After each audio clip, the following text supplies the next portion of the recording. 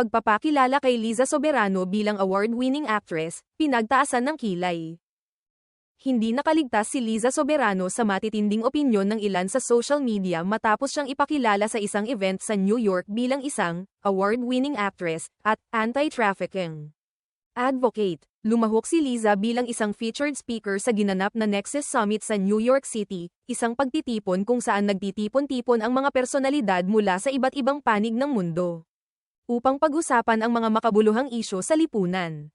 Isa sa mga tema ng nasabing summit ay ang laban sa human trafficking, at dito nagbahagi si Liza ng kanyang pananaw at advokasya laban sa nasabing krimen. Walang dodang kahanga-hanga ang pagsuporta ni Liza sa kampanya laban sa human trafficking. Sa katunayan, matagal na siyang kasali sa mga organisasyong may layuning protektahan ang kabataan at mga biktima ng karahasan. Kaya naman sa usapin ng kanyang advokasya, marami ang humanga at bumilib sa kanyang pagsisikap.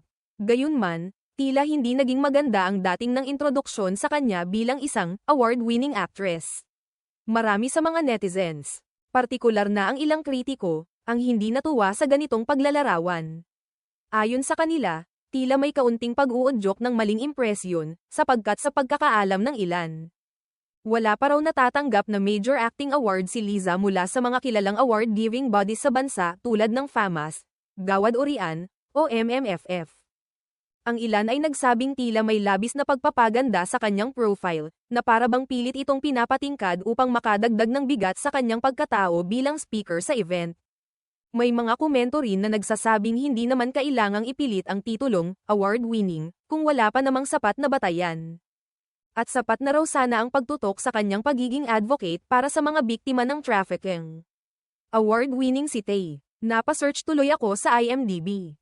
Ano ang napanalunan niya? Grabeng plug iyan. Dapat nagre-research sila. Pakibaba nga ang kilay ko. Ta may recent memory, paki-correct na lang ako pero wala akong naalalang nanalo na siya ng acting award. Gayunpaman, may ilan din namang dumipensa kay Liza.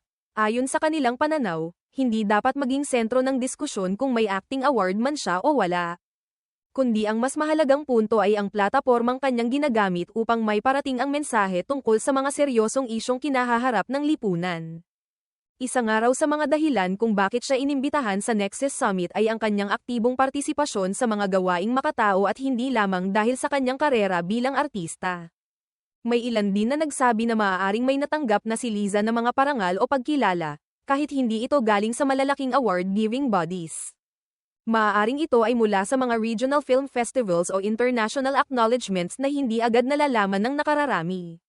Sa ganitong konteksto, posible namang ituring siyang award-winning kahit hindi pa siya napaparangalan sa mainstream award shows sa Pilipinas.